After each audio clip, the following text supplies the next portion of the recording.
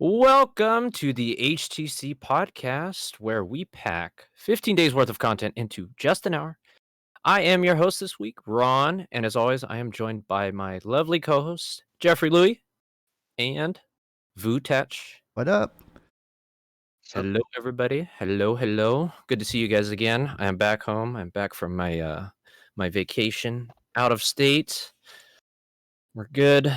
How you guys doing tonight? Now back to work. Welcome back. Yeah, and I'm back to work.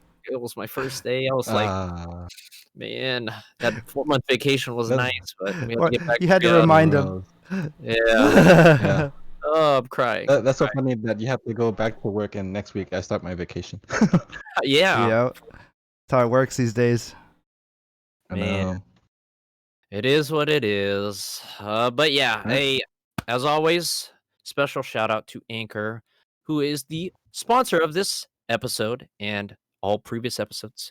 Gonna give them a big shout out for always holding it down for us here on the Hyperbolic Time Chamber Podcast. And as always, if you guys like what you hear, you guys can help out the podcast by giving us a 5-star review on Apple Podcast, sharing it with your friends. We're available on Apple Podcasts, Google Podcasts, and Spotify. But yeah, other than that, if you do also want to go that extra mile and help support us, we do have a link for basically a monthly subscription for as little as $1. So you can follow our link in the IG description. Has a link to everything where you can share it, where you can listen to it if you want to, where you can donate. But yeah, other than that, let's get back into it. And we're going to start with some breaking news, if you guys don't mind. Well, it's in our Twitch description too, as well. Everything. Oh, yeah. And a YouTube is launched. So Hyperbolic Time Chamber Podcast. Like, comment, subscribe, and share it if you want to check out the videos portions. Yeah. So if you guys missed like last week's, we have last week's episode uploaded onto our YouTube. I believe it's youtube.com/ is it HTC or is it Hyperbolic? There's no hyperlink for it yet, but if they just look up Hyperbolic Time Chamber Podcast, they'll find it. Okay. On the search engine. Solid. Awesome. That's right. Awesome. We're YouTubers now, boys. Yeah. We're crossing streams. We're Ghostbusters now officially. Yeah. We're everywhere. We're like Pitbull. We are Mr. Worldwide. Yep. We're on everything. Putting ourselves out there, man. Beware of getting canceled. The first step of getting canceled, starting a YouTube channel. Exactly. Oh my god. Oh man. All right. But yeah. So let's get into it. No negativity. Yep. Negativity. Positive vibes only. Positive vibes. So, we just got word literally 5 minutes ago that Nintendo, it was rumored for the last 3 or 4 days, but it got confirmed. Nintendo just posted on their feed, so by the time this comes out, the Nintendo Direct will already happen. But it's going to be 7 a.m. Pacific time tomorrow, and they're going to be talking about, I think, strictly third parties. What they said. Let me look it up real quick. But yeah, so it says that on 7/20 they'll be debuting a direct menu. So it's the partner showcase. So it's going to be focused on titles from their development and publishing partners. So that could be like Ubisoft, that could be Platinum Games, that could be any third party that they have good relations with. So it'll be awesome. But I want to take this time and ask you guys, what do you think they are going to talk about tomorrow? Man, you're bringing this up on us. Yeah, I know. An indie game called Breath of the Wild. Yeah. No. So that's first party though. I know. I'm trying for sure. So anything like I said, Ubisoft. It could be Platinum Games. It could be. It could even be Devolver Digital. It could be just a plethora of people. It could be Annapurna. It could be just a bunch of different people. But yeah, that's a hard thing to pinpoint because there are so many titles that can be played on the Switch. I mean, they can play The Witcher on the Switch now, so there's so many titles that they can import now for third parties. So it's hard to pick who they might work with. That'd be cool though. Mm-hmm. Who do you think? I know the community wants Persona 5 on there, but that's probably not going to happen. That would be nice. Not an indie developer, but it'd be a nice third-party title. Now they said they didn't say it's had to be specifically indie. It's just third-party publishers. So like you said, it could be Square, it could be Atlas. Nice. So if if P5R comes out or P5S, what is it, P5 Scramble? Even just the standard one, people would be happy. Yeah. So, because I originally wanted to get Persona on the Switch, I waited forever for it to come out, and I was like, I'll wait, and never did. And I was like, oh. I know. That was the title I want to play on the Switch the most. Yep. That's the perfect console to play such a long game. I love the Switch for JRPGs. It's literally the best. Yep. No, I agree. Yeah, I just picked up Digimon Cyber Sleuth. I know it's not a too intensive JRPG, but still pretty awesome. I got that on sale for like $20, so it was a pretty good pickup. So yeah, like you said, Jeff, like those long JRPGs or even those RPGs in general, like it's nice to have that portability because nowadays everybody's so busy, so you can't really sit down and watch it or play it in front of a big screen. It's always nice to have that portability with you. So you could take it wherever you go. You know, you have 30 minutes to an hour on your lunch break. You're in between classes. I know class is out right now, but if you were in school, you know, you have, 15-minute passing period or whatever it is. But that portability is very, very useful, especially for nowadays with everybody being so busy and whatnot. Yeah, I know in Japan, portable gaming for the past decades have been like so popular because they're never at home. Yep. Right. Yeah, I remember when the DS was out and it was huge. I mean, back when people were allowed to go outside properly. But yeah, people don't care; they're outside still. Those people are wild. No, but it's crazy. Stay in and listen to the podcast. Yeah. Or you could be outside listening too. Put some earbuds on. Yep. Hey, there you go. Go for a run and listen to our voice. Yes, we will soothe you. If you need to go to sleep, we'll give you a bedtime story about video games and anime. Well, yeah, Jeff, you got that fancy pants new mic now. You sound extra good. I'm trying for that. Yep. But yeah, no, speaking of just awesome voices and listening to our voices, I want to take this moment to shout out to Nintendo and their third party because, like I mentioned at the top of the discussion, they've got their little mini direct tomorrow. I hope that they do move Persona to the Switch finally because you have Joker as a playable character in Smash, but you don't have a game to represent him, which is Persona 5.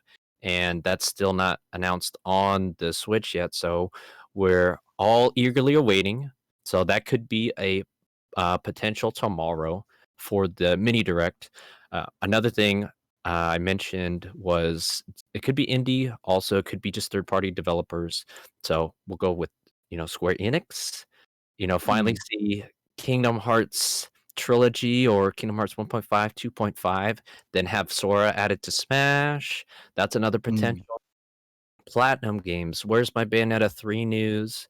I think this is a stretch, but I think there could be potential since it's Platinum Games, and also Capcom is a third party as well. We could see Beautiful Joe, a remaster, come out and be announced. Beautiful Joe 1 and 2 potentially, because that's technically still third party.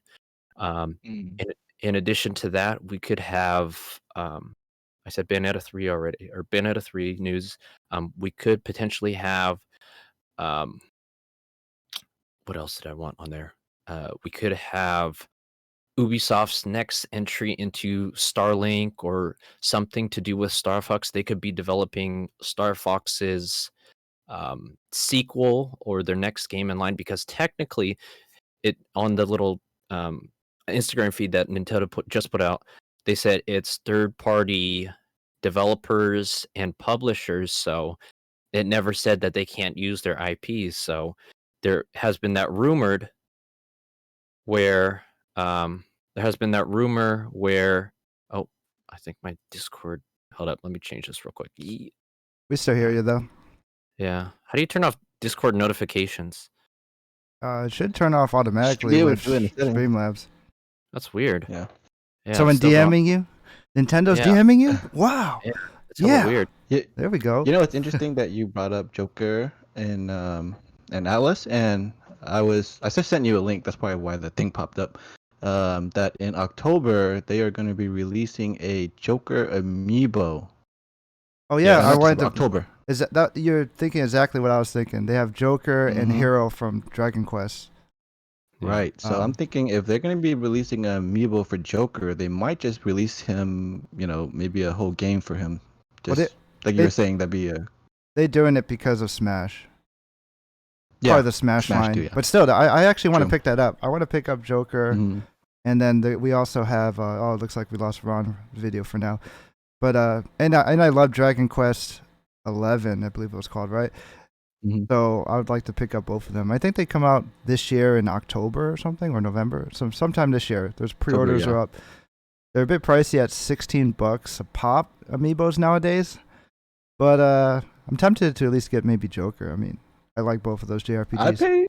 I paid for the Joker one. Oh, I got amiibos right here with me Joker, too. the way to go. Oh yeah, you got the Joker Pop Kid. I mean, last time I got amiibos was like what do I got here? Got the Legend of Zelda. Hey, young Link. Like the toon-looking Link. This is Link's Awakening Link, but I love the art style, the claymation of it. So yeah, for sure. Amiibo hunting, man, that was the thing back in the day. Back in November. Back in, what was it, 2016, 2015? Man, Amiibos was like, even further back than that. It was hot. It was hot. Oh, Ron, you're back. What's up? What's up, Ron? So I had to disable those notifications. Sorry about that, chat. You're good. But yeah, carry on. You guys were talking about Amiibo hunting. I loved that era. That was fun. That was, I remember I was working at Toys R Us at the time too, so I had some first dibs getting some like amiibos, and they had some store exclusives were a pain in the butt. But it's crazy how amiibos are like, they don't even have a section for them anymore. They're kind of dead. I mean, but the new amiibos coming out, the quality has gone up, even though the prices went up as well. At least it's reflecting in the quality. Yep. Yeah, I remember like you were talking about the store exclusives being super hard to grab. I remember I was there in line when we had the Roy amiibo launch, and that was a nightmare because since East Coast had a 3-hour difference ahead of the West Coast, basically all of the stuff got bought up, and once West Coast opened up, there was already a line outside the door, and everybody was trying to get Roy. The first person I remember going in there, going up to the register, trying to check out, and literally the whole system crashed, and it was just a nightmare about that. Dang. Yeah, it was insane. Like Jeff was lying. Like that was a super crazy time for amiibos, and I even still like some of it's not as prevalent as it was a couple years ago, but still there's some. I think this Joker one and the Hero one. I think it'll be a little harder to grab, because it's Persona, and since we don't have a Persona 5 game announced, any sort of Persona merchandise that is officially licensed by Nintendo is going to get snagged up super quick by all the Persona fans. It'd also be really good. Sorry to cut you off. Persona 4 Golden being on the Switch, because it sold like 500,000 on PC already. That would be perfect. Yeah, that would be awesome. Yeah, no, Persona 4, like even like what is it? Persona 4 Arena, P4A Ultimax, like the fighting game too. That'd be dope. That'd be dope. Forgot about that one. Like that was a good fighting game too. Yeah, and it's like just the Persona brand has evolved so much over the years, and it's super awesome to see that like now, since we have more not accessibility, but it's more like with the power of social media, everybody's kind of like finding out about the series, and it's a lot more mainstream now. Yep. And that's good because Persona is a great series, and with its long history, it actually stemmed off as it's still technically, I guess, a Shin Megami Tensei. It's a spin-off now. It's a spin-off, which is like it's a spin-off, which feels like Persona is their main game at this point, even though it's a spin-off. Right? Yeah, it is. Yeah. because I haven't heard of like they're supposed to come out with a SMT, like another one that was supposed to come out. I think I got announced like 2 or 3 E3s ago, and we still haven't heard about that one. So maybe they'll add something else for that, but we'll see. But yeah, it'll be cool, and just seeing all this third party coming to the Switch is a good sign for the life of the Switch and good, I guess, rapport with all these people. Like Nintendo's like having people come to them and say, "Hey, we want to be on your system. How do we get on there? What are your requirements?" So Yeah. it's really good to be a Nintendo fan and a third party fan right now too. Before we break off Nintendo, though, I know there's been rumors that they've been planning to release I mean, obviously it's in the works, but there's a new Switch they're planning to release sometime probably in 2022 or even as early as end of 2021. It might not just be the Switch Pro. It might just be a whole new Switch, just like a upgrade 2.0. version. Yeah, just a whole new console. I mean, the console's already been out for over 4 years now, so it wouldn't be too crazy for Nintendo to think about releasing a new console within the next couple years, especially when they have to keep up with the PS5, Xbox Series X, and we'll go into detail more about the console wars and PC hardware, how the space is getting a little limited now. It's getting really competitive, which is exciting for consumers. Yeah. No, I think that's a good segue because, like you're mentioning, with all the PS5 and the Xbox One coming out, they're talking about how traditionally it's easier and cheaper to build a PC. But since the PS5 and the Xbox Series X have some sort of specialized or unique SSD and sort of different processor that basically it's all custom, and it's getting kind of harder, or basically consoles are almost on par with kind of a low to mid tier PC builds now. And I know you wanted to talk about that, Jeff. So for sure. Let's mention that. So a lot of news between the PC community is coming out. It's pretty exciting. So if you're trying to build a PC right now, wait off at least a little bit after the summer, because we have the RTX 3000 cards coming out soon, which is rumored to release around September of this year. We have Big Navi from AMD, which they're rumored to be 40 to 50% stronger than even the current 2080 Ti from NVIDIA. And we have all this talks of course, the next-gen consoles. So PC has its work cut out for them. I mean, my question for you guys, and it's an easy question, since we're talking about PC and consoles, do you think it's possible to build a console killer? You know how that every year a new console comes out, the PC Master Race community always are like, oh, we could build a computer around that same price that's either equal or more powerful. So if the new consoles are around like $500, do you think we could build one like that? No. Spoiler alert, no. Gonna be honest with you, there's no way that your PC is gonna be able to. If you build a $500 PC, you're not playing a 4K game with HDR and all that fancy stuff. Honestly, you're gonna be playing on a 1660 or 1060 and 1080p on a $500 console. Like, I don't know what magic that PlayStation and Xbox are doing to be able to set such a low price and being able to play, games in 4K with HDR. They cut a deal for sure. They got some kind of deal from AMD or whoever it is that their manufacturers are, but from the way I see it, it's not like how it used to be where you can buy a 980 Ti and be able to beat out an Xbox or a PlayStation. I think those days are kind of starting to dwindle as consoles are becoming more PC-like. So we're looking at 2080 performance. If you're looking at NVIDIA, and the 2080 is about like almost near $1,000. These cards are insanely expensive. So that alone is already, mind you, one card, not for a whole PC. That's one card. So this is a fraction of a graphics card on PC. If the consoles end up being like $499 at launch or something like that, so they're willing to take a loss. So, I mean, they better be willing to take a loss even more now, since the games are going to be $70 a pop. I guess it's long overdue, but it's interesting to see what comes out of it all. Yeah. No. How about you, Ron? I remember you told me that you're trying to build a new PC this year. What do you think it's gonna? What route are you gonna go down for building your PC since Yeah, that's a prices good are a little bit question. more expensive Because now? I know you're the one that wants to upgrade.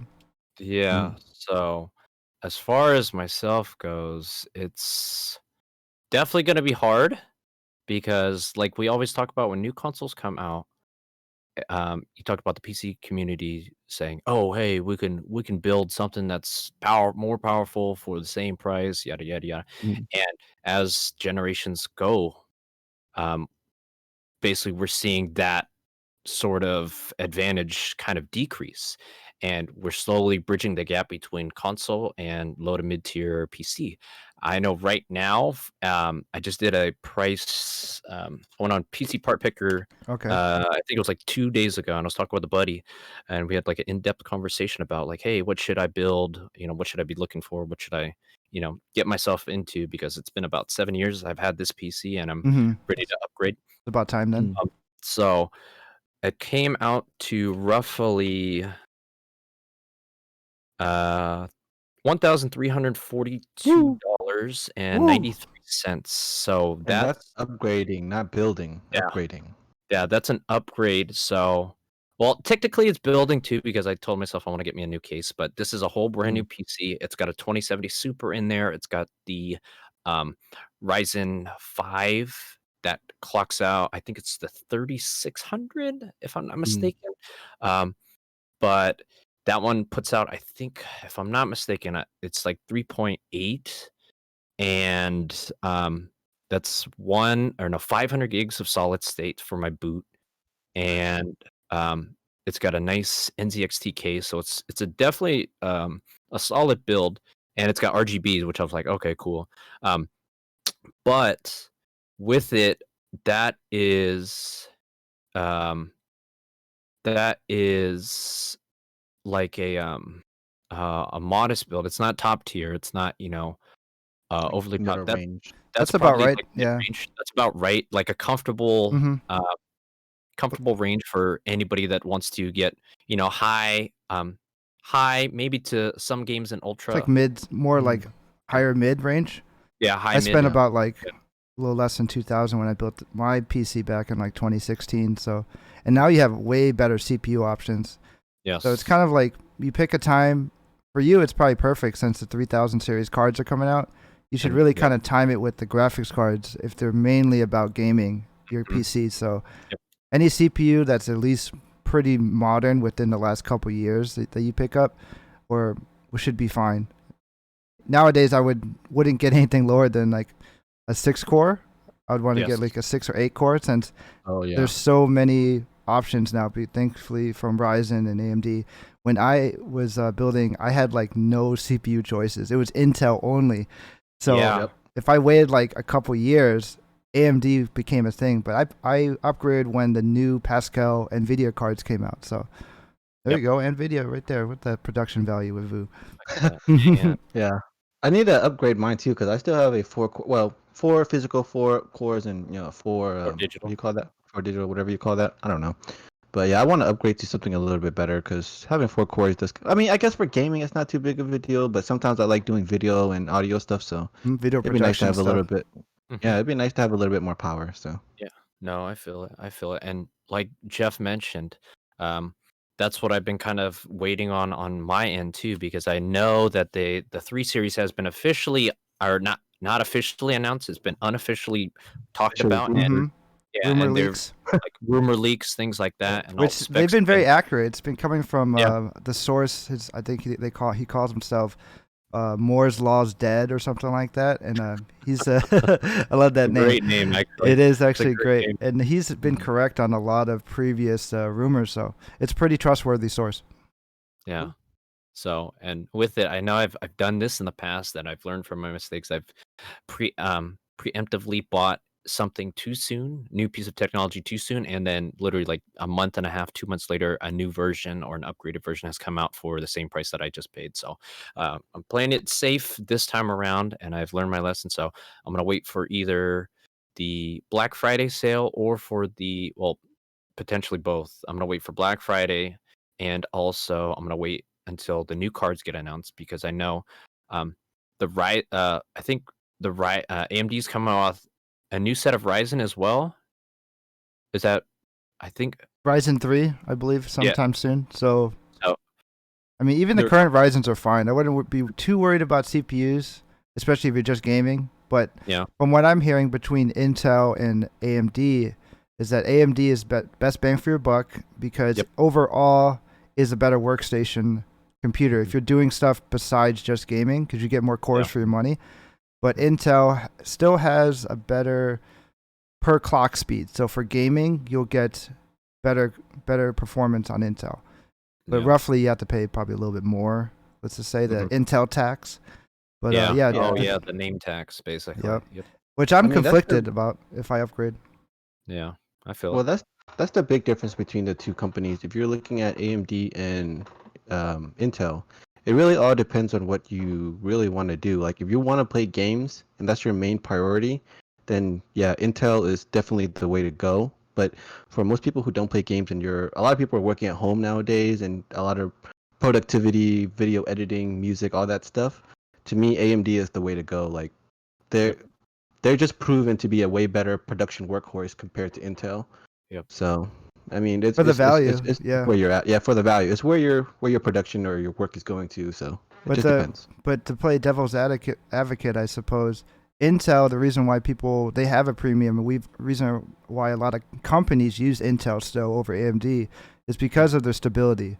Their architecture is a bit older, of course, but they've been working on that architecture for generations, and that architecture is just so solid. If you're having like a server running on Intel, so that's the reason why people love Intel. But if you're just the average user, AMD, it's going to serve your purposes. That's true, because with AMD there is a lot of finicky stuff about it. I've heard, like especially with RAM and trying to get SSDs to run properly on it. So there is some finicky stuff about AMD right now. I've heard my friend, he upgraded to a Ryzen 2 CPU and stuff like that. He gets like blue screen of death issues, some software issues he has to kink out. And I'm like using an old Intel chip, and I rarely ever have that issue. So I think it's a stability thing that Intel is still king on, because we've been so Intel dominant for so long. I think just a lot of the software just works better on Intel for some reason. Yep. Oh, definitely. I've had experience with both. Like in my laptops I've bought and purchased, like they've been traditionally Intel inside. I think it was when I bought my laptop, I was running Sandy Bridge, so I think that's what 2nd gen Intel. Ooh, that's an old one. Old architecture. It's still good for just normal PCs though. Yeah, and that like literally that base clock speed was like 4, so that's what kind of that kind of lured me, and I was like, hey, 4.0 for a laptop, and it's only this price. Okay, cool. It's confusing now. We can't just go by like gigahertz now, because just because a gigahertz is higher doesn't mean it's faster. The newer CPUs could travel more data within a thread than just because it's not like a higher number. It's all about the bus speed now and how fast you can get data transfer. Yep, exactly. And that's like, it's one of those things where now we're seeing lower gigahertz speed, but it's more optimized, and that's the thing that you have to worry about more. Like you guys were talking about the bus speed and stuff like that. So with that kind of stuff, just because it's a higher doesn't mean it's better. And with it, I think we've talked about it on the previous podcast, but you have to learn, like a lot of the companies now are learning how to optimize these cores and to bring down these clock speed. But it's, if you have something that's clocking out at like a 3.4, 3.6, it's definitely going to outperform these older processors that are clocking at 4.1, 4.2, things like that. So, but with that said, I guess let's not bore our chat and listeners with computer stuff. It is really interesting, though. I find it really interesting. I hope people enjoyed it. Boring for everyone else. But we use these things for playing games, so I know you guys have been playing some cool games lately. Why don't we start with either Ghost of Tsushima that just recently came out this weekend, and also Paper Mario. Did they come out around the same time, pretty much? Same day? Same day. Oh, wow. Okay, so it's a battle between these. So that's perfect. So who wants to go first? Talk about the games you've been playing. Ron, why don't you go first, because I have a lot to say about Mario. Okay, sounds good. So Ghost of Tsushima, it's the big other samurai game that we've been waiting for. We had a span of, I think it was like almost a year and a half, 2 years, where they talked about a couple different samurai games. There was first Sekiro by From Software that got announced, and then came out. That actually won Game of the Year last year at the Game Awards, rightly so, because From Software is a great company. Um, and they had Ghost of Tsushima that was announced roughly around the same time, but came out just recently. And so this one, it's what's his name? Jin. His name's Jin. So this is basically the premise of this. It's another samurai type of game, um, and you're playing as the main character, Jin Sakai, and you're traveling across feudal, well, not feudal Japan, but traveling across Japan. I forget what late 13th century. I forget what period. That's not Sengoku. I don't remember what it is, but Edo anyway, period. is it the Edo period? From what I understand, it's supposed to be based off real events within Japan and Yeah. real wars and conflicts. So Yeah, I but find it it was in real interesting because events. it's made by Sucker Punch. It's not made by a Japanese studio, and we'll Made by an delve into that American more. Yeah, and then I'll have your thoughts on it later because I've heard some controversy about it, but I'll let you talk Yeah. about the game first. Okay, for sure. But yeah, I haven't officially played it myself yet. I've been busy with other stuff. Oh man. I, Okay, we might be. I've been watching a little bit of stuff, but Okay. basically, some of the stuff that I've seen so far, it's really, really cool because Sucker Punch, I believe it's the people that worked on Sly Cooper, if I'm not mistaken, Infamous as well, I believe. and Infamous. So they're a Um, good studio, pretty quality. Yeah. So they've got some good stuff under their belt, and it's different than what they've previously worked on. Sly Cooper was kind of a counter or sort of an alternative to Ratchet and Clank and Jack and Daxter, things like that. And then Infamous, it was pioneering because we've only seen it a couple times before, but Infamous took on the split storyline kind of thing, which is very prevalent in this game as well. So basically in Infamous, there was two ways of playing. You can go down a dark path or a light path, and we've only seen it previously in a handful of games. But basically, based on your in-game choices, it affects the outcome of the end game. And same thing with this. There's two different ways of playing this game. You can be a stealthy kind of sort of assassin type of role, or you can kind of be like a powerhouse and charge in and sort of kind of exert yourself in front of the enemy and be aggressive. So some of the stuff I've been seeing, people have been kind of playing hybrid, where some parts of the game they're playing stealthily, some parts they're just charging in. But definitely interesting to see them implement in this type of game, and it's very cool to see sort of a different take on, I guess, a traditional way. I won't say traditional way, but on such a very traditional Japanese type of story by an American company, which is very, very cool. And a lot of the thing that a lot of the news as the game was released that got me interested was it was being praised by a lot of Japanese companies. I Which think is it was, great. It's great. which is very, very Because good. there was a lot of people were, you know how people always want to call out, well, it shouldn't, you shouldn't be portraying Japanese culture and American developer. And I'm Yeah. like, really? You guys People. are really pulling out strings. And then the funny thing is the Japanese community shut them down. Like, this looks like a cool game. Like, don't listen to them. We're not complaining that this game is, using our, I mean, to me, it looks very authentic. It looks like kind of like I would compare it to like Assassin's Creed, another, They have- American developer game. Go on. They have a mode in the game called Shirakawa mode, based after an original Japanese movie director. So Yeah. like, Yep. how authentic do you want it? You know? Yeah. Yeah, they're definitely putting a lot of attention. I didn't know. My first impression of the game, and I never looked into details. It looks great, but I did not know this was made by Sucker Punch. I thought it was made by a Japanese developer. So that's how authentic it looks. Yeah. Crazy. And that just goes to show, like, Sucker Punch did a fantastic job just doing their research, and they're staying true to traditional Japanese, like, I guess traditional Japanese, like, storytelling, and basically they did all their homework on this kind of stuff, and this is what companies should be doing. If you can respect the original source material and the history, and do it properly, then by all means, that's awesome, you know? And like you're talking about those people that were like, oh, we had another case of people being offended on behalf of somebody else. And like you were mentioning, the Japanese community were giving it high praise as well.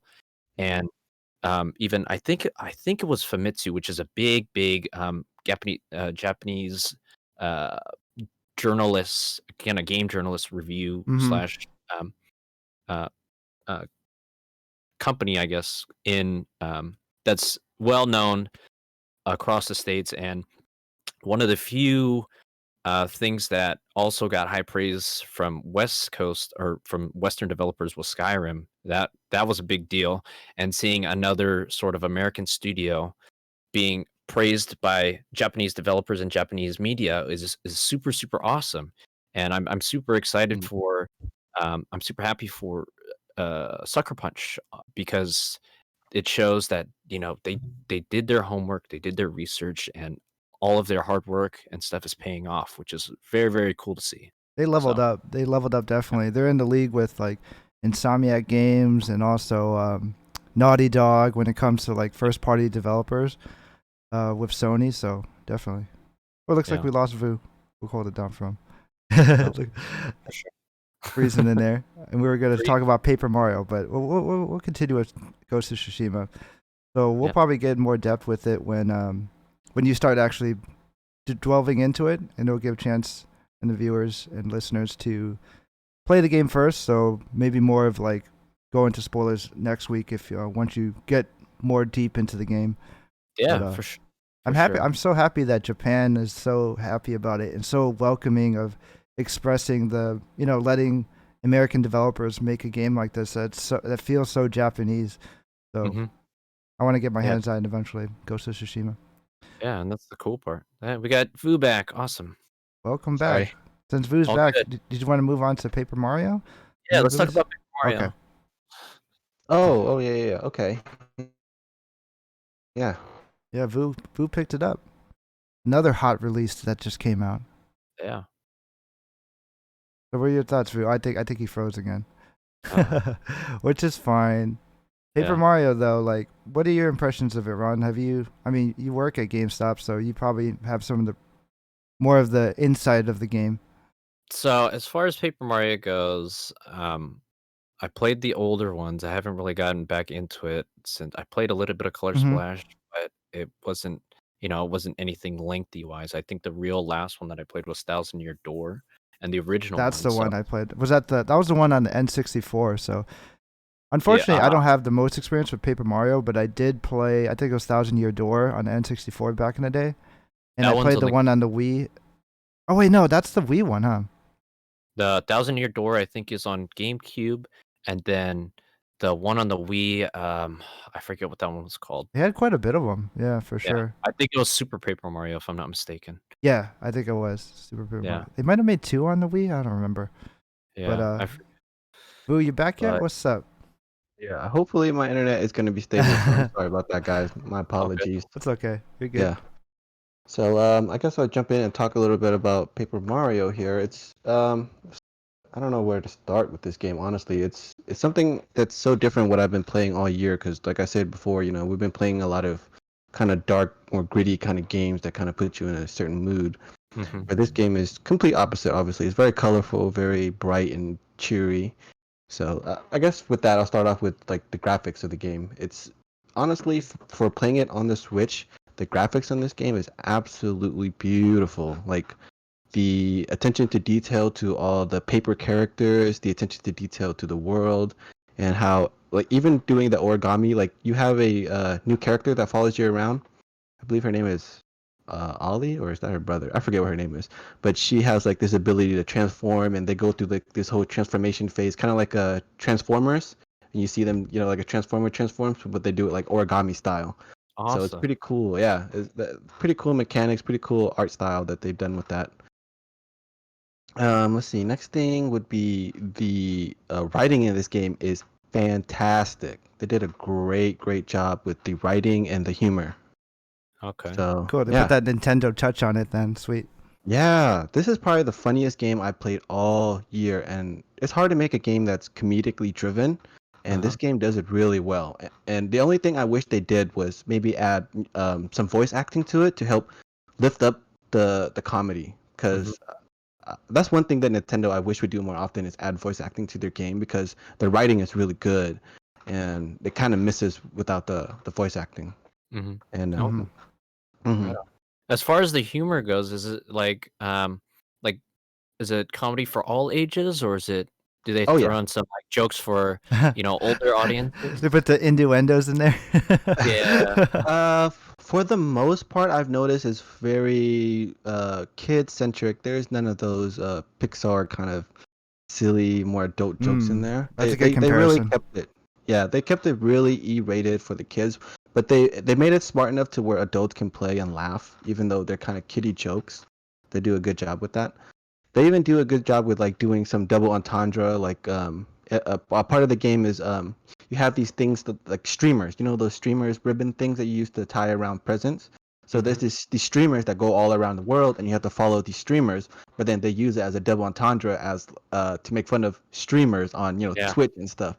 So it's a pretty interesting, fun stuff that they do there to make. I've noticed that's been a trend. I mean, remember our first episode was the Sonic movie, and they're pretty much like he was like live streaming Sonic at one point. Right. So that's such a trend since streaming has become like a multi-billion-dollar thing now. So that's cool. That's cool. It's a product of its time now. Right. And I'm glad that Nintendo kind of leaned towards that, because I remember in the beginning of the streamer thing, Nintendo was very against streamers and YouTube, and they weren't too hot about that stuff. They weren't. They didn't want their game streamed, and they've opened up to it, thankfully. Exactly. So seeing them poke fun at it. Oh no, we lost Vu for a second. Okay, here. A little more playful, so it shows that they're really. Yeah, they're really trying to push it in. Yep, you're here, but you're breaking up. But I get what you're saying. You're saying that they're really trying to poke fun at the humor of streaming, right? Yeah. So that's cool. I'm glad that they lean towards that. So nice. And then they're being more accepting. The last thing about with the times. So Nintendo's kind of old school. So I get what you're saying. They are very old school. They're a very classic company. So I'm glad they're kind of jumping in and being a little forward thinking now. The boomers are dying off. Yeah. Damn boomers. And, the last thing about this game that's probably the biggest difference compared to previous Mario titles is honestly the gameplay. Is it's like an action puzzle game now. It's not so much a RPG. It's not just so a turn-based anymore. Yeah, it's still turn-based, but it's a puzzle turn-based. There's it's cool. A grid-style turn-based thing where you have like a circle grid, and you turn the grid, or you can slide the grid to make enemies match up with each other, and then you can attack them for extra damage. Oh, nice. Yeah, right. So it adds a extra layer of strategy to the combat that makes you think a little bit further. But the thing I don't like about it is that they don't give you any experience or any way to level up, which is kind of weird. There's no leveling? That's weird. How does that work? Yeah. There's no leveling in the game. What you get for every battle is coins and confetti. And confetti is like this paper stuff that obvious confetti. You go around and you take it and you throw it in certain parts of the world that are missing. Like there's holes in the world, and you have to use the confetti to fill up the holes to open up new areas and stuff. So it's like ramen, and everybody patching and fixing things with top ramen and stuff like that. Yes, so is that like a skill tree?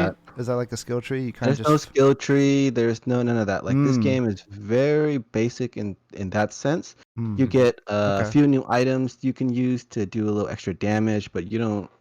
But the thing about the item is that they can only be used for a certain amount of time, and then they go away, kind of like Breath of the Wild weapons. I see. So they're kind of moving away from the RPG element, making it more accessible, cutting out some of the fat, because I could see RPG elements being a bit too complicated for some newcomers. So honestly, the puzzling in this game can be actually pretty complicated, especially if little children are playing it. It can actually be complicated and hard to get. That's good. For me, stimulate their brain. Wrap my head around.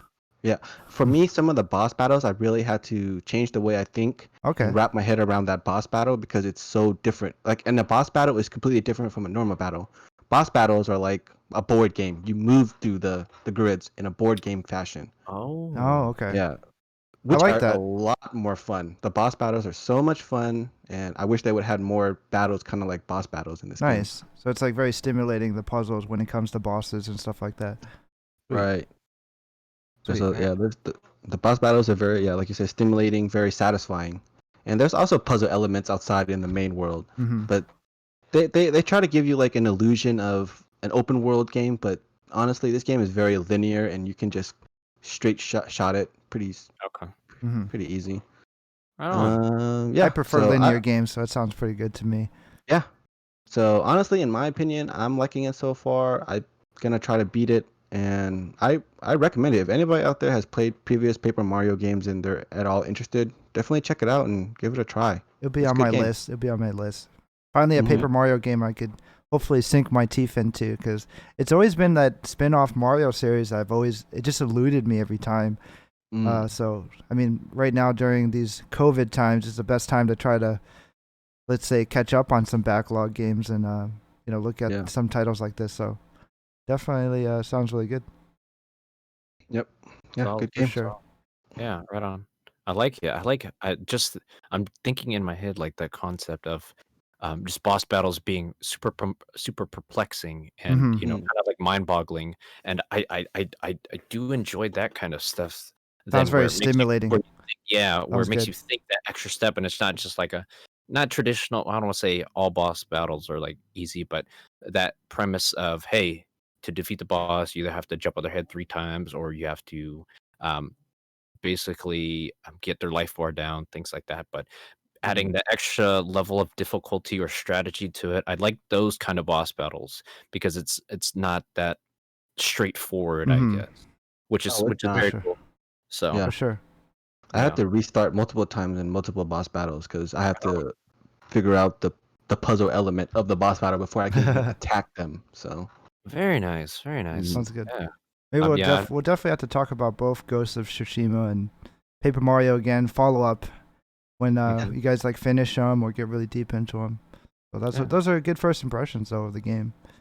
Definitely. And speaking of games though, I haven't been really playing too many games, but I thought I wanted to bring up on the podcast the Gamer Girl game that was announced. I forgot. I think it's a pretty much unknown studio, but I thought it'd be a funny topic to talk about because this is where gaming is coming to. We just talked about two really articulate games, so we're gonna dial it down a little bit. We'll now we're gonna talk about some pretty much live action, kind of brainless seeming games. No offense to the developers, but it seems like a fun little quirky game. But this is where we're at now, guys. So Gamer Girl is you're put in the shoes as a moderator in a chat, let's say Twitch or something like that, and then you're given like scenarios where you have a close relationship with the streamer, and then you're asked questions about, oh, should I do this or that?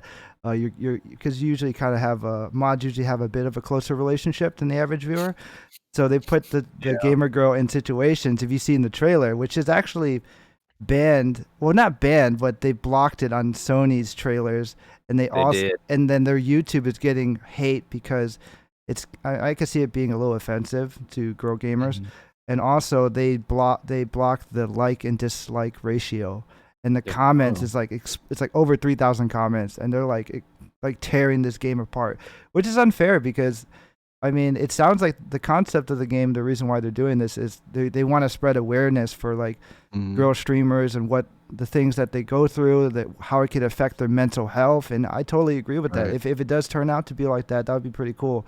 I don't see this game being very popular, just for regular gamers, but I could see it being really popular among streamers. This would be a fun game to watch, like a girl or a guy stream this game, because have you ever heard of the game Super Seducer?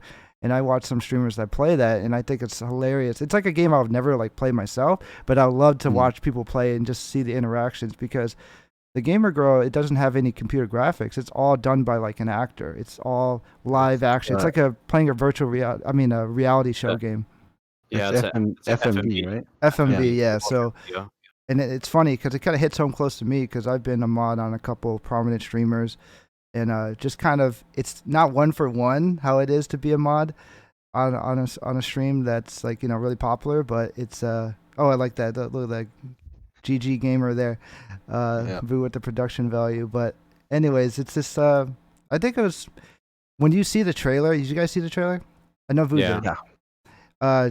It was kind of crazy where they tried to make it like a dark turn at the end, and it was so cheesy. But I thought it was just a fun thing to mention. But what do you guys' thoughts about it? You think this would be a good game just like for streamers, like actual girl gamer streamers especially, to stream this game? I think it would be a hit. Yeah. Yeah, I could see it being a fun game to play on stream, especially it feels more like to me, I don't know how seriously they want to make the game, but to me it feels more like a parody showing darker aspects. Yeah, the darker aspects of streaming and how it can affect you mentally. Because you see in the trailer, you notice the girl, she's giving away her whole entire life to everybody on the internet. Oh yeah, she even did the cosplay streams, which was funny. Yeah. She dressed up like a goblin. I don't know. Exactly. It looked pretty lame. You're giving away your whole entire life on the internet, and you see in the trailer like her friends are concerned about her, saying, "Hey, why are you streaming everything?" and kind of like giving people an awareness. Hey, you don't need to give away your life on the internet. This is not how you have to live. So I can see the message that they're trying to convey there. I mean, hopefully, it didn't come out in the trailer, but if that's the intent, I could see it being very powerful in some way, because we just had a few streamers pass away because of suicide. So definitely, I really don't think it's that healthy. Putting yourself out there, being open to all this criticism and stuff like that, that's really unfair. And so I could see it being interesting. Something I would like to watch, like a gamer just on stream playing it. I mean, shout out to Supertime, said that the concept is hilarious. Yeah, definitely. You watch that trailer, and it's freaking so cheesy. But I think that's what they're going for. So we'll see how that turns out. But definitely, I thought that would be kind of a fun topic. That's the way gaming's going. There's so many different type of games though. Yeah, with it, it's difficult. As I was watching the trailer, I understood what they were trying to go for, but I think the execution fell flat.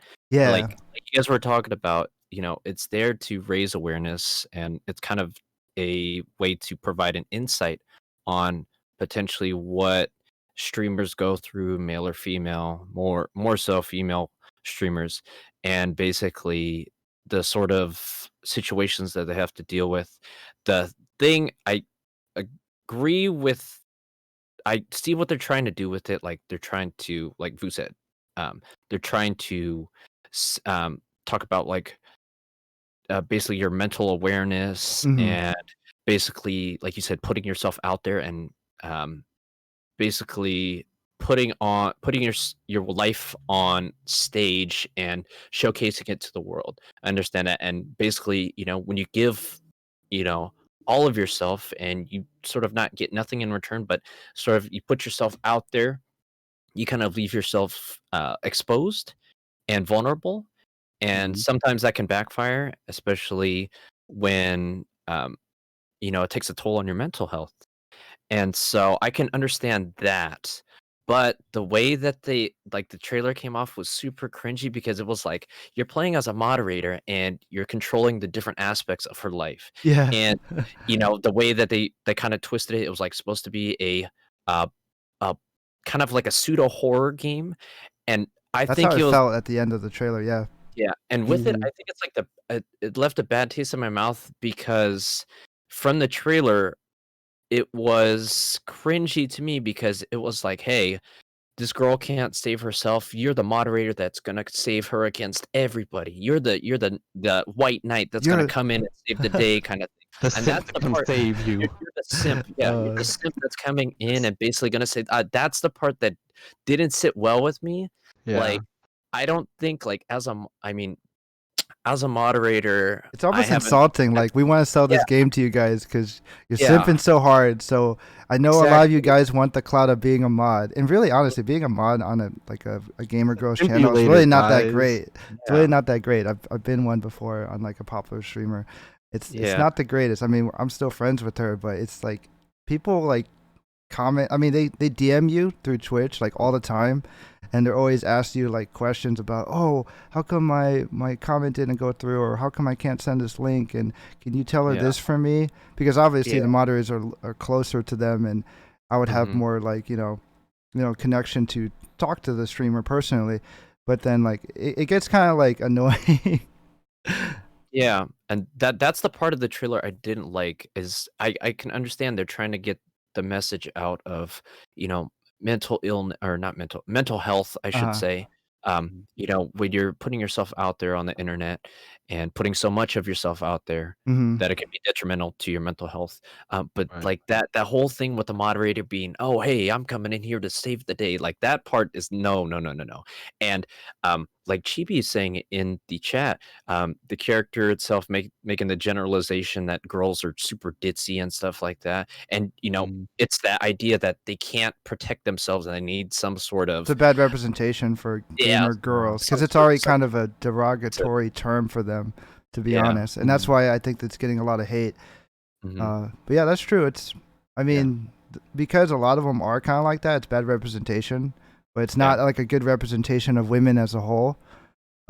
It's more, it's not, that's why it's getting so much controversy and hate. And the thing, another thing that's getting it so much flack is basically towards the end of the trailer, like you see some sort of a horror film kind of aspect where... I thought that was kind of interesting though, the horror part. There's some sort of stalker or things like that. Another reason it's that's getting something they deal with though. I'm sorry, go keep going. Another reason it's getting so much flack is because we've had streamers, and we still have streamers, basically going through this type of thing now in real life, where they're having to deal with real life stalkers. And a good example right now that I can think of off the top of my head is Meg Turney. Meg Turney is former SourceFed, former Rooster Teeth, gaming personality. She's a cosplayer, things like that. But it was I think it was about a year and a half or 2 years ago. She actually had a scary incident where there was a guy that was super obsessed with her online. Literally drove from that story. Drove from Albuquerque to New Mexico, found out where she lived in, I believe, in Austin, Texas. Drove almost like, I think, 6 to 8 hours to visit her in Texas, and literally broke into her home with her boyfriend. She lives with Gavin Free of Homo Guys and Rooster Teeth and Achievement Hunter. Broke into her home, or their home, with a gun, and was intending to kill Gavin. And literally, he was so obsessed with Meg Turney, and he left a note. It was like, I forget what the word is called, but he left like a note saying that he wanted to do all these things, that Gavin didn't deserve her, and this guy was the right guy for Meg, and it was a scary situation. They literally had to hide in their closet, and luckily they had security cameras, because the dude came in, broke a glass, had a gun, and was intending to kill Gavin and potentially harm Meg. And it was crazy because we see these sort of obsessive types of people, not your quote, sorry, I don't know why I'm doing that, but obsessive people that are literally really like simping. They're literally simping. I think it's totally unhealthy, man, for sure. That's insane, because I don't know if there's stories of the opposite sex doing that, like a woman. There probably is, but not as much. But it definitely just goes to show you, it's just the sexual marketplace for a man, I guess, is really, definitely you're kind of not starting from 0 to 100. You're kind of starting from like 50 steps back, or from negative 50 to 100. Sometimes it's a little bit of disadvantage, and I guess a lot of the people who are simping is because they're having a hard time finding someone, like a woman, that would give them attention. So it's really sad. It's really kind of showing our society that, and men are naturally want to be providers. They want to like take care of a woman, and this is their way of taking care of a woman, which is not like, entirely bad thing. I mean, you're donating to this streamer and stuff like that. You're getting a sense of intention. But I look at it as being very unhealthy if the gamer girl is trying to show that, because of all these donations and stuff like that. You always hear like these men donating like thousands of dollars and stuff like that, which is great. If you enjoy someone's content, all for it. If you have the money, definitely support them. But to them, it's like kind of like And a lot of times these men will get mad because it depends if you know what you're getting yourself into. Are you supporting it for the money? You're supporting your money to them because you enjoy their content, or are you thinking you're going to get something out of it? Like you're going to get a relationship out of it. That's what's unhealthy. So if you're thinking like, oh, we're going to get together. I mean, she's like my girlfriend and stuff like that. And so you got to look at that. These women that are doing these, or any streamer, regardless, influencer, they're doing it to potentially make money. Obviously, at the end of the day, everyone has to make some sort of money. They're putting all this work and hours into this content to get something out of it too. And I'm not saying that their friendship that you gain with them, their rapport that you gain with them for donating, is not genuine, because there's a lot of streamers out there very wholesome or whatever. But a lot of times, like, it's a little bit of manipulation sometimes, where, I mean, we talked about Invader V, where she showed her entitlement of how much she was begging literally for a $5 sub, and pretty much degrading the men that couldn't afford it. So you got the extreme examples of negativity about it. And she was probably memeing in her defense, but it's just like people get upset. Like when I heard the Meg Turner, exactly. When I heard the Meg Turner thing, it sounds like he was thinking of it way too far. Like it wasn't a fantasy anymore. Like he wanted it to be reality. And so those people just have mental disorders that they really need to go and deal with. If you are somebody out there that is thinking that, oh, I'm gonna go to this person's house, I'm gonna brandish a gun in their face and think that they're gonna love me, you have a mental disorder and you need to go get help. So and also, it's one of those things where if you think you're paying, like, you think you're entitled to some sort of relationship because you donate bits, you donate money. No, you're not entitled to anything. Like, you can spend your money however you want, but don't think that gets you anything. Right. Yeah, I mean, it's a donation for a reason. It's not like, yeah. I mean, people expect you to, don't use it as an ulterior motive. Yeah, exactly.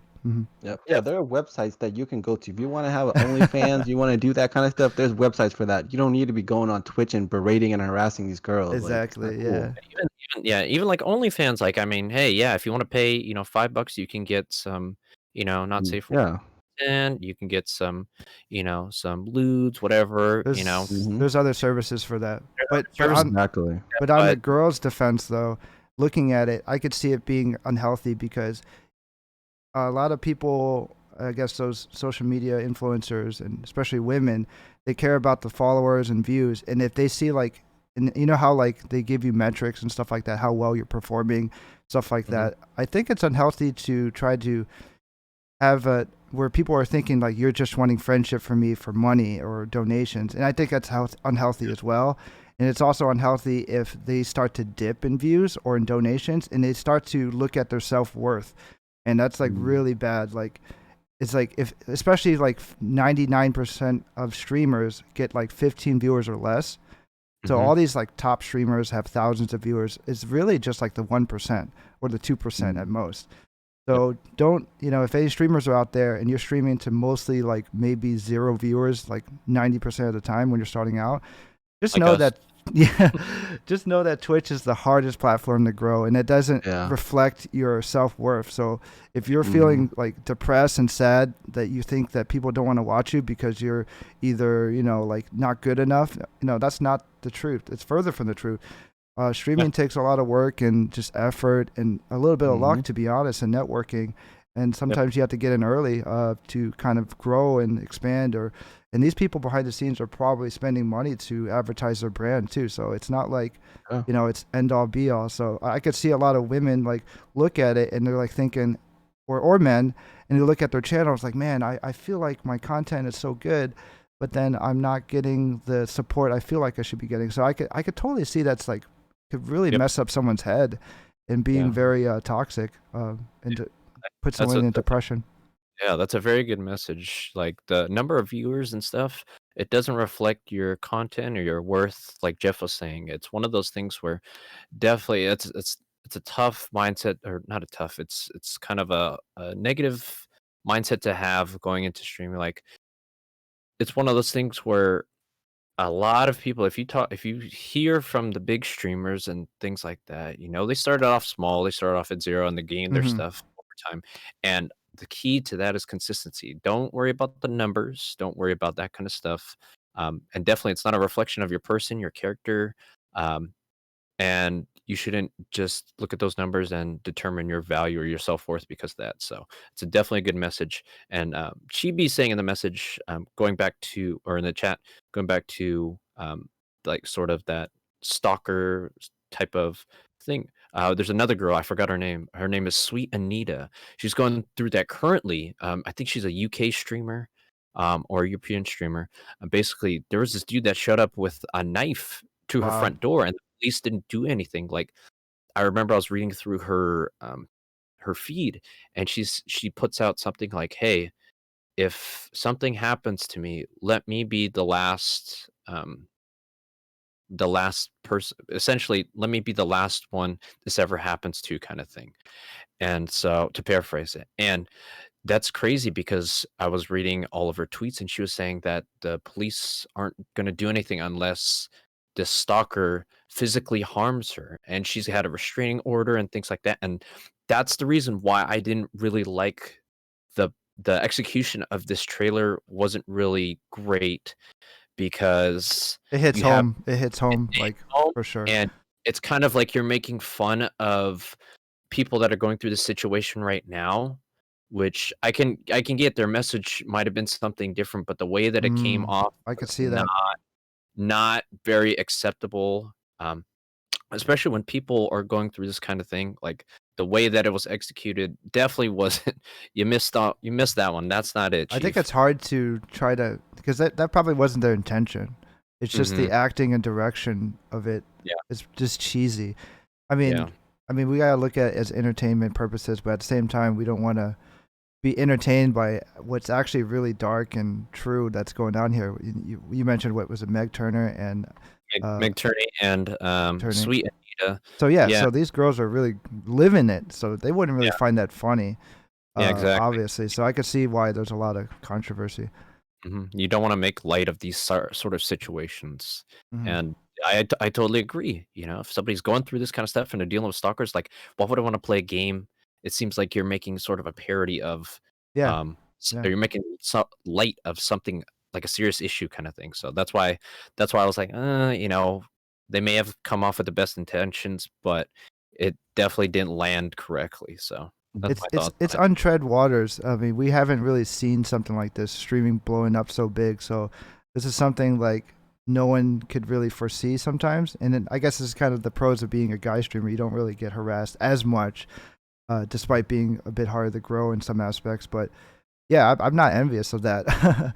Getting like stalker messages, getting like sort of death threats, and people trying to visit your house, you know, unwanted, and the police not having the resources, obviously, to, you know, take these cases. I mean, they have a lot of things they have to deal with. Not saying that their issues is not important, but it's definitely being overlooked, for sure. Yeah.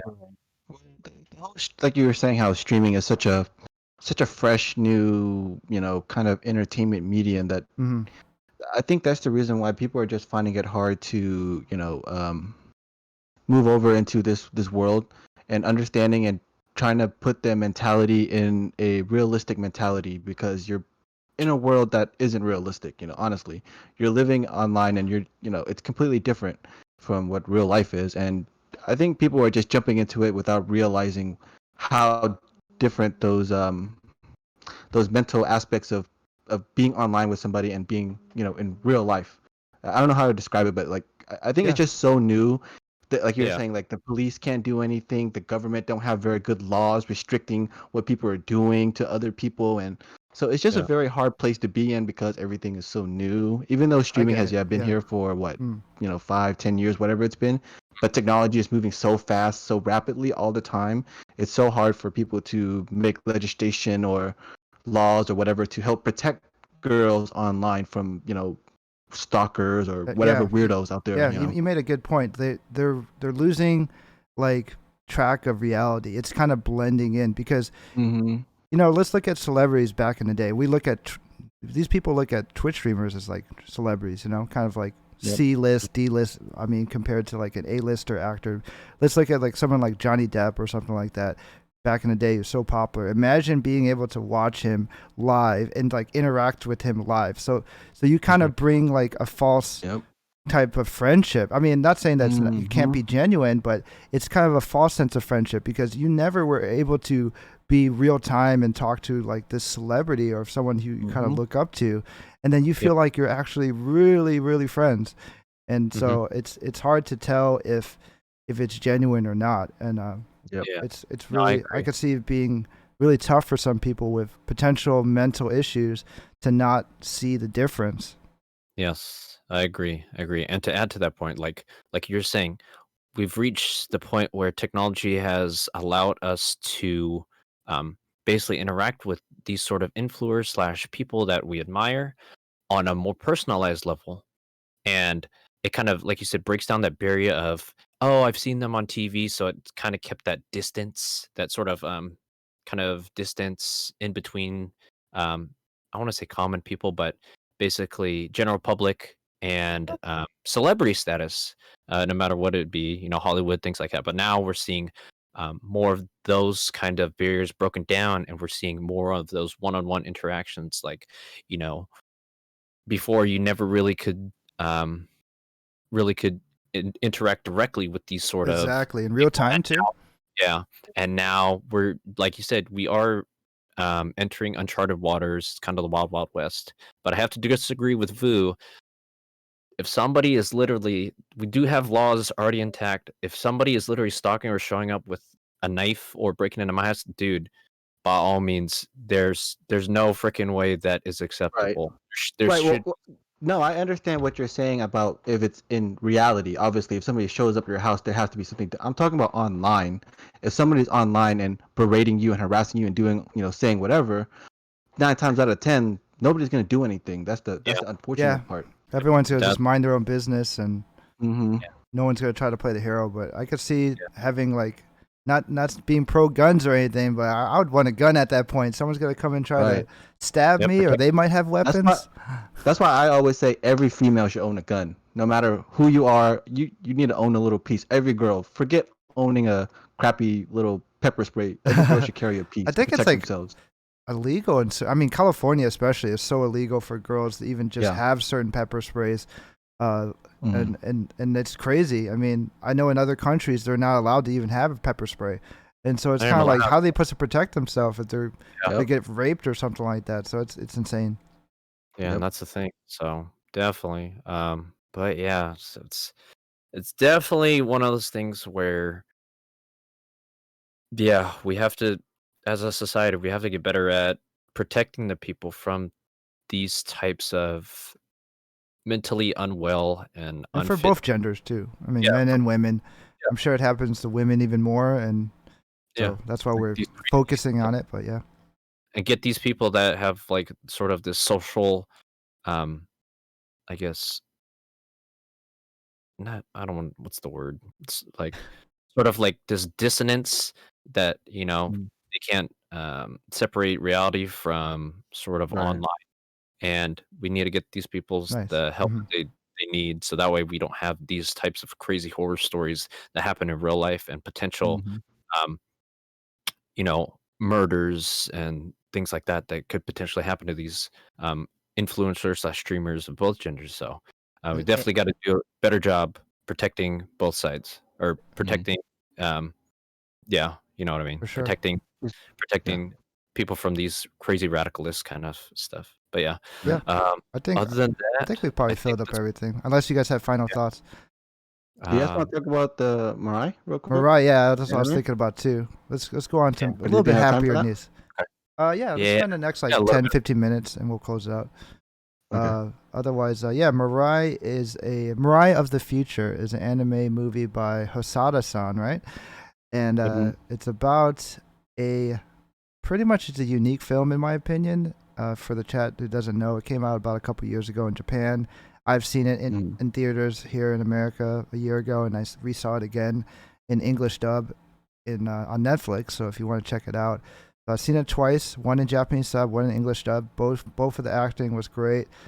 John Cho actually plays the dad in the English dub, so the dude from White Castle. So I thought that was really cool. He did a great job. It was pretty funny to see him in more of a serious role.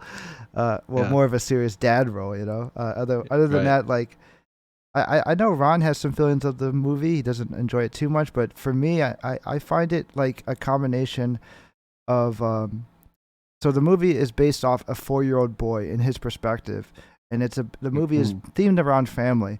But when you look at it, it's really a movie that takes a lot of the ideas that Hosada-san has really written. So you have the little kind of beast elements into it from Boy of the Beast or Wolf Children. You have the family element from Wolf Children as well, but it's more in the child side. You have, let's say, Mirai, the sister, older sister, is literally looks like the girl from the Girl Who Leaped Through Time, and we're talking about time travel. Sister. The younger sister, I'm sorry, you're right, the younger sister, and then she kind of reminds me of the girl from the Girl Who Leaped Through Time, and that's the time travel movie. So it's a little bit of everything that he's kind of written and kind of refined it. So I definitely enjoyed it, but we'll go a little bit more in depth. What were you guys' thoughts about the movie? Yeah, I definitely saw a lot of those similarities that you brought up, especially with Girl Who Leapt Through Time and the time traveling kind of aspects. But the story really reminds me of like the classic. You guys know Ebenezer Scrooge, right? The story about no, I've never heard of it. What was that about? So for the listeners. Scrooge. You guys never heard of Scrooge? The old rich man who has like a ton of money who like doesn't care about anybody. All right, like a Scrooge McDuck. Okay. Yeah, exactly. Scrooge McDuck. So, during Christmas time, he goes to sleep and he gets visited by the ghosts of the past, the present, and the future. Mm-hmm. So, in my sense, it reflects a lot of what's going on with what's the boy's name? The brother. Coon, the little brother. Yeah. Right. Coon reflects a lot of what I see in Scrooge because he is this little boy who's a little brat who complains and cries and doesn't care about anybody but himself. But then he gets these, I guess they're visions or whatever of, his dog, of people from the past, people from the future, and it starts to kind of like elaborate and change his way of thinking, So that's the connection I see with him to like Scrooge. I guess that's the easiest way. Okay, yeah, that's fair. But I liked the movie. It was good. I didn't mind it. So you thought he was too like selfish, right? Like Coon. Oh yeah, 100%. I agree. Yeah, he was a bratty little. I mean, honestly, I because see myself in him a lot. Like, yeah, he's a little kid. It makes sense. I see myself in him a lot because I had a little sister when I was growing up, and I understand the feeling of jealousy or not getting that attention. So I kind of understood what he was going through, but he was just super bratty, and it was kind of annoying. I could totally see that. I could totally see that. Ron, what were your thoughts? And to elaborate on and go further on Vu's and your point, definitely that Scrooge thing. I didn't even think about that until you said that. So that's like eye opening. So yeah, that is a very, very, very accurate description of this movie. It's kind of taking that twist and turning it into, taking that old tale and adding a new twist on it. But as far as my thoughts, the reason I personally didn't care for this movie. I mean, I liked it, but it wasn't like out of all of the Hosada movies, I think this was the weakest one. Because like Vu was saying, this kid was annoying, and I watched it in Japanese, and it was very, very tedious. I felt tedious watching this, and I understand, the kid, he is the older brother, he's the only child, and all of a sudden, he has all the tension on him, and all of a sudden, he has to learn with, he has to learn about sharing and not being the center of attention, and I think the reason I didn't like it was because it was so focused on him complaining most of the time, and I did definitely enjoy the visions and stuff like that, where he basically visited the dog, the grandpa, and dealing with the. I like that too. I enjoyed that aspect of seeing that in the movie, but as far as like the character, he was so freaking annoying. He's a unique protagonist, and he's not quite the protagonist either. So it's a very interesting take. And I think it's because I guess it's not the it's not. I would say it's not the same type of character that I'm used to. That Hosada. He tried something different for sure. He tried something different. I think that's why I didn't like it, was because it was too different than his previous works. Like from Girl Who Leapt Through Time, the protagonist. It's different and the same at the same time. Yeah, it's kind of odd to say that. Yeah, because Girl Who Leapt Through Time, main character or main protagonist, she's very relatable, very very enjoyable, kind of fun-loving character. Boy and the Beast deals with sort of a mentor and a mentee kind of relationship. Summer Wars is kind of similar to that as well. Digimon. Yeah, basically Digimon. Which he did Digimon the movie, I've read. He did. It was 1999. I think he was a producer or something on it, or director. And then what was the other Wolf Children? Wolf Children dealt with. That's definitely the best one out of. I need to rewatch that movie. That's his best work. Yeah, for sure. Wolf Children dealt with that family aspect, and so this one dealt with all those sort of themes, but kind of flipped the script on some of them. It's still dealing with family. It's still sort of a mentor kind of mentor-mentee relationship. The character wasn't loving in my eyes, but because it's done by a 4-year-old perspective. That's why I think it's hard for a lot of people. And it was annoying. So it was hard for me to kind of relate on that level because it was sort of an immature outlook. But then again, I'm hating on a 4-year-old, so I think he just did it because of just trying to show the realities of parenthood.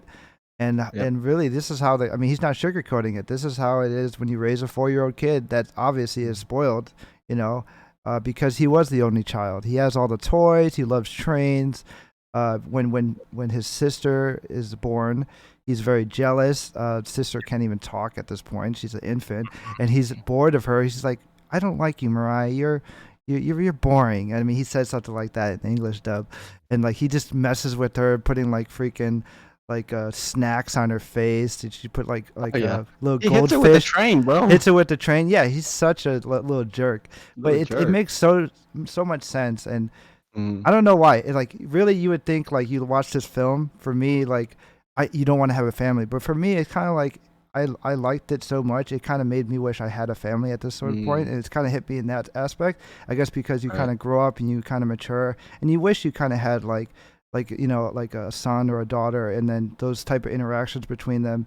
And then when it showed like the ancestry flashbacks was so good, helping him kind of learn how to love his sister, learn how to protect his sister, learn how to be a good big brother, and also like small things like when he was trying to learn how to learn how to ride a bike, and he wanted to be like a grown up. He wanted to grow up. He wanted to be one of the older kids to ride the bike without training wheels. And it flashes back on his like great grandfather, who was actually like a mechanic, and he worked on airplanes, he worked on motorcycles and things like that. And then the love story between their ancestors, and if it weren't for their grandparents' love, he wouldn't be here today. So every choice kind of mattered. And I love that whole family thing and how it kind of tied back in together. And like it really makes you like want to kind of pass on your genes and your legacy and stuff like that. So I thought it was good, but I could totally see why Ron doesn't really enjoy it, because it really hits too much home.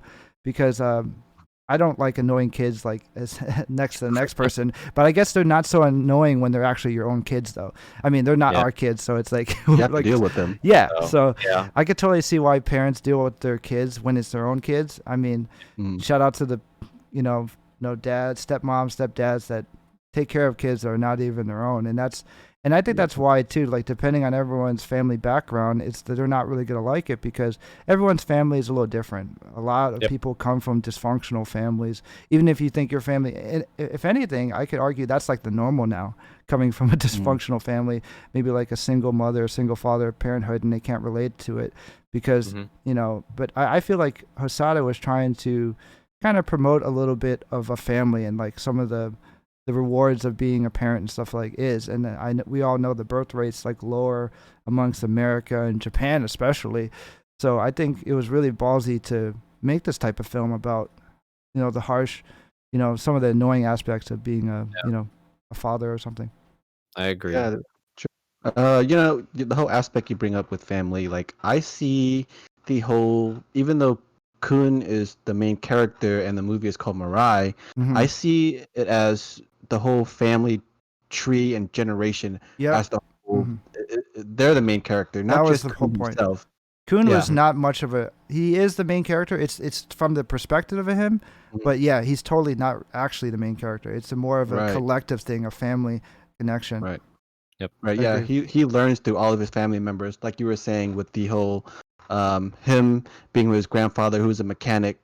You know, he rides with him at first on a horse, and he's really scared. And his grandfather tells him, "Don't just always look down and be scared. Look forward and see what's in front of you." And he uses that knowledge to put that into his whole bicycling thing to, you know, evolve and change and learn. And that's so true. All those events with his family and his ancestors really shows that he can learn and grow towards the end, and he starts to love his sister and realize like she's more precious than some toys or whatever I want. You know, her life is more important than, you know, what I want or whatever, you know. So and I like how it blends between reality and imagination, because there's time travel in the movie. Let's not forget, Mirai from the future comes by, and from the future to there's a tradition with the Japanese dolls, so she wanted them put away because of not being able to delay her marriage and things like that. So that was a cool aspect. And also, I liked it. Let's not forget the dog, too, because the dog is a part of your family. And I loved the aspect with the dog where he's like, well, I was the prince of the family. I had all the attention before you came along. So he totally related. It's so true, because whenever you have a pet and like they're your world, right? Like, especially when you first get them, but when you get married or you get into a relationship, your pet kind of takes a back seat, and a lot of people don't realize that. And I like how it kind of relates to the struggles of what the pet is going through, and like, you know, not being able to get the quality food that they used to get, the same attention. So that hit me really hard, because I had a dog for 17 years, and I wish, I regret that I didn't spend much time with her. And she passed away a couple of years ago, but when I was in a long-term relationship, she definitely took a back seat. And it really kind of hit me hard when the dog was saying like, yeah, I used to be number one in the family, but now I'm an afterthought. So yeah, for sure. Definitely a lot of aspects of the movie. Yeah, you guys have any other thoughts that you enjoyed about it or disliked? That's pretty much it. Like when I say that I dislike this movie, it's not my favorite. It doesn't mean it's the worst movie in the world. Like, not your cup of tea. Like, it's as far as like Hosada's films, like this is the weakest one, I think, in my opinion. But it definitely has some redeeming qualities, like with the explanation of the family, the generations, and the realness of it. I appreciate that. But as far as like the character-wise Kun, I was like, I don't care about you, kid, because you're a little annoying little he brat. Got better at the end. But he got real, better, to be fair to him. And definitely, you know, his character development over the course of the movie definitely was cool, but I don't think it had that extra to basically win me over kind of thing. But as far as like, you know, in real life, you don't have that kind of stuff, you know. There's just, there won't always be that like sort of I guess that overwhelming like fanfare, like big reveal kind of thing at the very end. So I'm like, all right, awesome, you know. So I kept it very, very real, and I appreciate that. But other than that, no, that's just my final thoughts on it. So cool. Yeah. Boo, final thoughts? Yeah, well, I like the movie. Like Ron was saying, I do agree with what he says. Like, it definitely isn't his best film. It was. There are parts of it that's very mundane and slow and kind of drags on. So you kind of have to like push yourself to watch the movie. But there are good parts, bad parts, just like any movie. So watch it if you have Netflix. If you want to, you know, watch anime. But yeah, I could totally see those points. My final thoughts is, I think when I watched it a second time, I start to appreciate it even more. There's a lot of little mundane little things to kind of catch too, I guess, as well.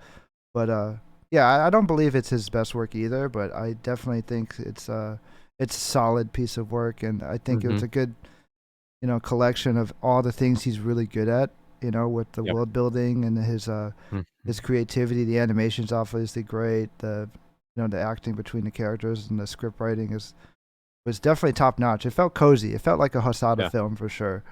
But other than that, I think we'll wrap that one up. I like this movie section that we're doing though with animes. We should try to like do another themed movie for like every movie or anime. Yeah. Get back on says Japan Sinks 2020 next. I want to watch it. You guys want to watch it? Talk about it next week. Which one? Japan Sinks 2020. Oh yes, I've been wanting to start that. Yeah, I'll watch it this week. I mean, okay. Sure. Yeah, I'll watch it this week. Maybe we could talk about it next week. Yeah, we can even have like a separate like recording for just the movie part, so that way, just in case people don't want to. That's a series, right? Yes. Yeah, 10 episodes. Okay, gotcha. Yeah, I'll definitely check that out, and that's something we could probably talk about next week. I like how we're bringing back the anime section. But other than that, I guess we'll close it out. Do you guys want to throw out your shout outs of your socials? Go ahead. Yeah. As always, roll_F, Instagram, Twitch. Yeah. For sure. Ron? I mean, and as for me, literally, you can follow me here at Ron Kauanoe on all the socials, Instagram, Twitter, Facebook, LinkedIn, all that good stuff. Cool. And as well as always, you could find me on 350Z Time on Twitch. Go ahead and throw your boy a follow on there, Instagram, Twitter, or Facebook. And don't forget to subscribe, like, and comment on the Hyperbolic Time Chamber Podcast on YouTube. Show it some love. Also, throw a 5-star review on whatever podcast platform you're listening to. It would definitely help us out. Share it, the podcast as well. We really appreciate all the support, guys. And we will catch you on next week's episode, guys. Peace. Peace out.